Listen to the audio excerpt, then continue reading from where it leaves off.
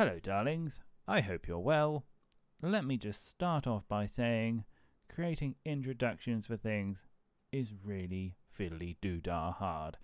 So, I've been playing a lot of games recently, and as some of you may know, I enjoy a lot of COD, and I have also been enjoying a lot of Shadowlands. And, I always read about toxicity, but my God, I didn't realise it was as prevalent as it is, especially games like World of Warcraft. So, I thought I would share with you some tidbits, some advice, some help. If you are an individual who is suffering with, you find yourself getting a bit toxic now and again, you are an individual who contributes to this negative pattern of behaviour, then listen, learn, and maybe you can take away some of this advice, because I could sit here and go, well guys, if you ever run into a toxic individual, just leave the game, mute them, etc., but it doesn't really solve the stem of the problem. So these are a few tips that I have learned over the years, and I hope it helps some of you out there. I will just say before I get into kind of giving a few tips that it is perfectly okay to get frustrated. It is a completely normal behaviour. We all do things and have moments in our lives that lead to frustration, even if we are just playing a video game. However, what isn't cool is taking that frustration and then letting it translate into a negative behaviour, such as being toxic in games, creating a negative experience for everyone else. So, these are my tips on how not to get to that situation and everyone having a good time. Okay, so this first tip is something that I can personally relate to, and it's basically don't let bad times compact. If you can feel yourself teetering on the edge of like, I've had enough, I'm starting to boil over, put it down, walk away, do something else, distract yourself, find a mental palate cleanser.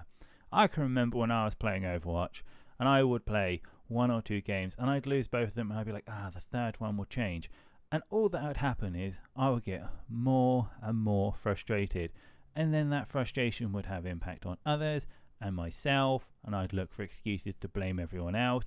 And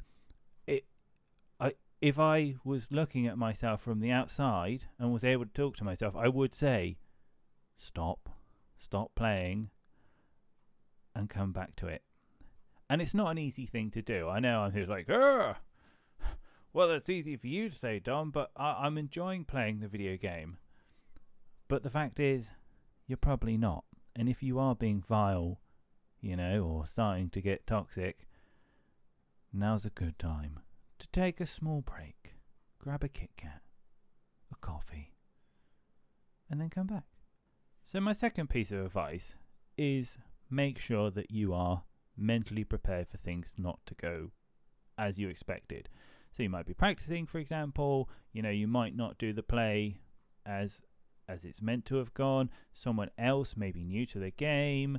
A meteor may fall out the sky and blow up the server and you've lost all your progression.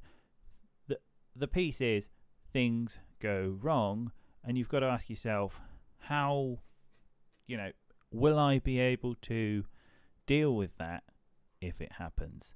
And it's not an easy thing, I think, to immediately identify, being aware what stress levels have what outcome, but nonetheless an important piece.